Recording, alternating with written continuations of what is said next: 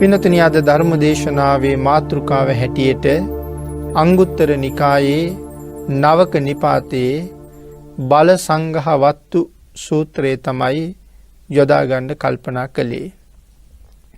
මේ සූත්‍ර දේශනාවෙන් කරුණු ටිකක් අපි කෙටියෙන් සාකච්ඡා කරන්න උත්සාහ කරමු. මේ දේශනාව අයිති වෙන්නේ අංගුත්තර නිකායේ නවක නිපාතයට. නවක නිපාතය කියලා කියන්නේ කරුණු 9 පැහැදිලි කර දේශනා කරපු දේශනාවල් අන්තර්ගත වෙන කොටස නවක නිපාතය. එමනම් මේ බලසංඝහ වත්තු සූත්‍රයේ කාරණා 4ක් පැහැදිලි කරනවා. යම් කෙනෙක් තුල මේ කාරණා 4 හරියටම වර්ධනය වෙලා තියෙනවා නම් ඒ පුද්ගලයාට බය 5ක් නැති වෙනවා කියලා දේශනා කරනවා. කරුණු 4ක් සම්පූර්ණ වෙනවා නම් බය 5ක් නැති වෙනවා. එතකොට කරුණු 9ක් බවට පත් වෙලා තියෙනවා. එhmenan මේ මුල් කාරණා 4 පිළිබඳව සඳහන් කෙරුවොත් පළවෙනි කාරණාව තමයි ප්‍රඥා බලය. මේ පළවෙනියෙන් වර්ධනය කරගන්න ඕන කරුණ ප්‍රඥා බලය. එතකොට මොකද්ද මේ ප්‍රඥා බලය කියලා සඳහන් කරන්නේ? මෙතන සඳහන් කරනවා කුසල් අකුසල් හැඳිනීම. වැරදි නිවැරදි හොඳ නරක සේවනයේ කළ යුතු නොකළ යුතු ආර්ය භාවයේ ලැබෙන නොලැබෙන කරුණු මනාව අවබෝධ කර ගැනීම සමයි මෙතන මේ ප්‍රඥා බලය කියලා හඳුන්වන්නේ. මුලින්ම සඳහන් කරනවා කුසල් අකුසල් හඳුනා ගැනීම. එමනම් මේ ජීවිතය තුළ මේ දේවල් කළොත් කුසල්, මේ දේවල් කළොත් අකුසල්, කුසල් මොනවද අකුසල් මොනවද කියන කාරණාව මනාව හඳුනා ගත යුතුයි. ඒ මනා හඳුනා ගැනීම බලයක් බවට පත් වෙනවා. එහෙම හඳුනා ගන්න බැරුව ගියොත් අපි අතින් පව් සිද්ධ වෙනවා අපි දන්නේම නැතුව. මේ කාරණාව මෙහෙම සිහිපත් කළොත් පින්නතුනි මේ සිහිය කියන එක එහෙම නැත්නම් සතිය කියන එක ජීවිතයේ ඊටාම වටිනවා. එහෙම සඳහන් කළේ යම් කෙනෙක් සතියෙන් තොරව සිහියෙන් තොරව කටයුතු කරන හැම මොහොතකම ඒ පුජ්‍යලයට වැඩියෙන්ම රැස් වෙන්න පටන් ගන්න අකුසල්. සිහියෙන් හිටියොත් විතරයි කුසල් වැඩෙන්න පටන් ගන්නෙ. එහෙම නැත්නම් කෙනෙක් එක්ක කතා බහට පැටලිච්ච වෙලාවක පිරිසක් එක්ක අපි කතා කරන්න ගියහම මනා සිහියක් නොතිබිච්ච නිසා දන්නේම නැතුව අපි අල්ලාප සල්ලාප වලට යෙදිලා කාටවත් වැඩක් නැහැ. නිකන් નિરර්ථක කතාවක්. ඔහේ කාලය ගෙවිලා යනවා. ඒ කතාව ඇතුලේ තව කෙනෙකුට චෝදනා කරනවා. මේ ආදී වශයෙන් නොඑක් කරුණු කාරණා අපි තුල තියෙනවා. ඒ නිසා සිහිය නැති නිසා නිරන්තරයෙන් ජීවිතයට සම්පප්‍රලාපේ ඇතුල් වෙනවා. සිහිය නැති නිසා බොරු කියවෙන්නත් පුළුවන්. මේ නිසා නිරන්තරයෙන් රැස් වෙන්න පටන් ගන්නෙ අකුසල්.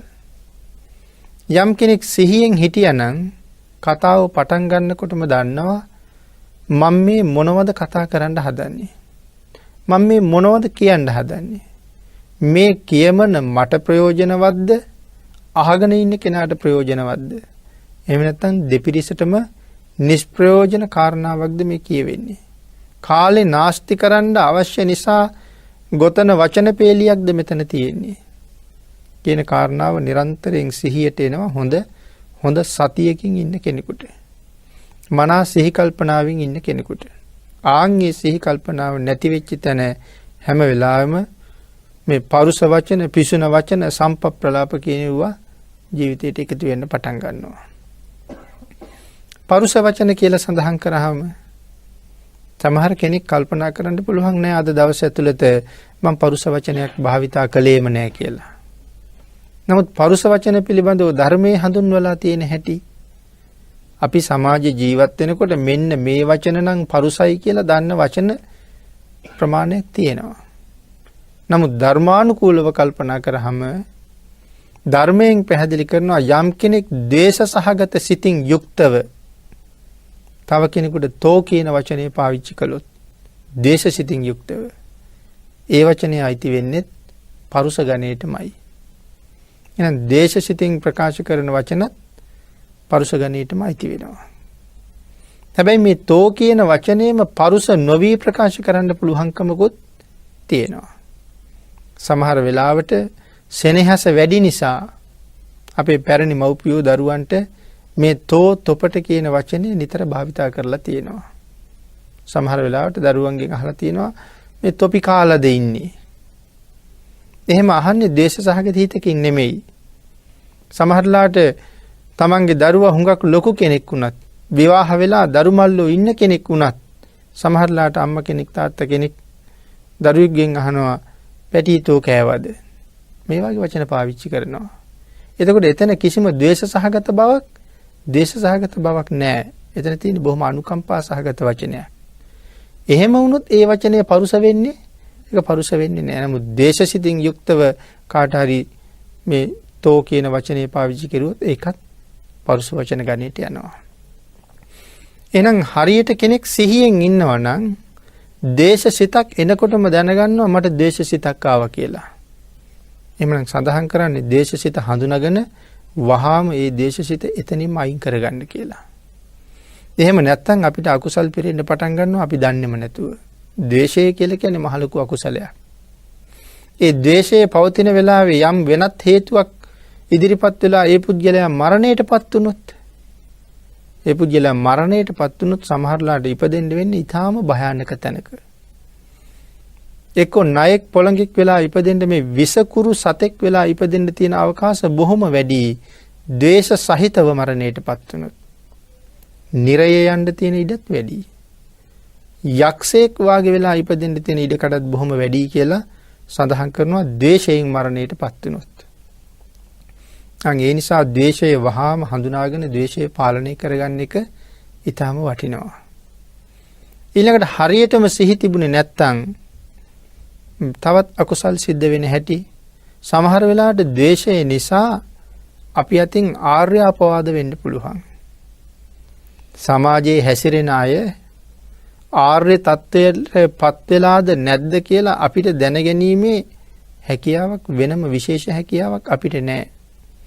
ඒ පුජ්‍යලයාගේ බාහිර පෙනුමෙන් ඒක හරියටම පේන්නේ නැහැ. ඔය අතර ආර්යයන් වහන්සේලා ඉන්නත් පුළුවන්.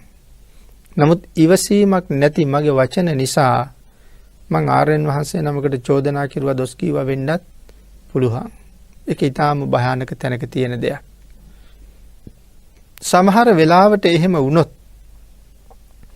මේ ජීවිතෙන් මාර්ගඵල ලැබලා සසරින් එතර යන්න අපිටත් පින් තිබුණත් ආර්ය අපවාදයක් සිද්ධ වෙලා තිබුණොත් එතනින් එහාට ඒ මාර්ගඵලය ලබාගෙන ඉදිරියට යන්න අපිට යන්න වෙන්නේ නැහැ. ඒ සිහි නැතුව දේශසිතක් ඇවිල්ලා ඒක පාලනය කරගත්තේ නැතුව වචන පාවිච්චි කරගන්න ගිහිල්ලා වෙච්ච දෙයක්. ඉතින් ඒ නිසා මේ දේශය හරියට අපිට අනර්ථකාරී. අර එක ස්වාමින් වහන්සේලා කණ්ඩායමක් පිණ්ඩපාතේ වැඩියා. එතන මාර්ගඵලලාභීන් වහන්සේලාත් හිටියා. රහතන් වහන්සේලාත් හිටියා. රහතන් වහන්සේ පිඬුසිඟාගෙන විහාරයට වැඩියේ නෑ. තමන් වහන්සේ වැඩ හිටපු ආරණ්‍යයට වැඩියේ නෑ. ගහක් මුල වාඩි වෙලා උන්වහන්සේ දානි ටික වැළඳුවා. එතන හිටියා තව සෝවාන් වෙච්ච ස්වාමින් වහන්සේලා. සෝවාන් වෙච්ච එක ස්වාමින් වහන්සේ නමක් අර රහතන් වහන්සේ දිහා බලලා සමච්චලයට ඇනුම් පදයක් වගේ වචනයක් කීවා. මොකද ඉන්න තැනට යනකන්වත් වසන තැනට යනකන්වත් ඉවස ගන්න බැරිද ඔතනම වාඩි වුණේ වාගේ කියලා ඇනුම් පදයක් කීවා. නමුත් උන්වහන්සේ දානේ වළඳලා නැවත වැඩ ඉන්න තැනට වැඩම කරලා හවස් වරුවේ ඇහුවා අර ස්වාමින් වහන්සේ අහවල් ස්වාමින් වහන්සේ වැඩ ඉන්නවද කියලා. ඉන්නවා කිව්වට පස්සේ උන්වහන්සේට මම කතා කරනවා කියන්න කියලා කිව්වා. අනික ස්වාමින් වහන්සේලා ඒ කාරණාව ඒ ස්වාමින් වහන්සේට දැන්නුවා. දැන්නුවාට පස්සේ උන්වහන්සේ ළඟට ආවා. එයාට පස්සේ අහනවා ඔබ වහන්සේ මේ ශාසනයේ කිසියම් ඵලයක් ලබාගෙන ඉන්නවද කියලා. සඳහන් කළා ස්වාමීනි මම පළවෙනි මාර්ගඵලය අත්පත් කරගත්ත කෙනෙක් සෝවාන් වෙච්ච කෙනෙක් මම. ඒ වෙලාවේ රහතන් වහන්සේ සඳහන් කළා එහෙමනම් ඉතුරු ඵල තුනට උත්සාහ කරන්න එපා කියලා. ඒ වෙලාවේ තමයි මතක් වුණේ මං උදේ කියපු වචනේ වැරදිලා තියෙන්නේ කියලා. උන්වහන්සේට වැඳලා සමාව අරගෙන තමයි එකෙන් නිදහස් වුණේ. ඉතින් ඒ කාරණාව දැනගත්ත හින්දා. නමුත් එහෙමනම් මේ අපිට ඇති වෙන ද්වේෂවල පළියට හැටියට මේ වාගේ ගුණවතුන් උදෙසා සිල්වතුන් උදෙසා කොයිතරම් අපි අතින් චෝදනා වෙනව ඇද්ද? එහෙම වුණොත් කොයිතරම් අකුසල් සිද්ධ වෙනවද? ඒ හරියටම මේ කුසල් මොනවද අකුසල් මොනවද මේ කාරණාව එක කාරණාව විතරක් මේ කුසල් අකුසල් කියන වචන දෙක විතරක් විස්තර කරන්න දීර්ඝ කාලයක් අවශ්‍යයි. නමුත් මේක හරියටම හඳුනා ගන්න මේ ප්‍රඥාව නැමැති බලය තියෙන්න ඕනේ. මා විසින් කළ යුත්තේ මොකක්ද නොකළ යුත්තේ මොකක්ද කියන එක හරියටම තීරණය කරන්න. එමනම් වැරදි නිවැරදි හොඳ නරක සේවනය කළ යුතු නොකළ යුතු ආර්ය භාවයේ ලැබෙන නොලැබෙන ආදී මේ කරුණු මනාව දැනගන්න ඕන. ආර්ය භාවයේ ලබා ගැනීම සඳහා මොනවාගේ කුසල ධර්මයන් සම්පූර්ණ කරගත යුතුද? මේ කුසල කර්මයන් සිද්ධ කිරීමෙන් ආර්ය භාවයට හේතු වෙන්නේ නැද්ද?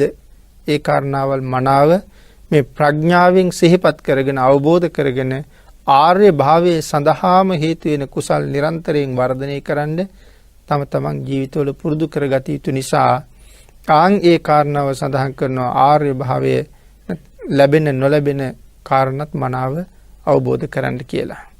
ආර්ය භාවයේ ලැබෙන නොලැබෙන කුසල් තෝරා ගැනීම ප්‍රඥා බලයයි කියලා මෙතන සඳහන් කරනවා. මේක තමයි පළවෙනි බලය.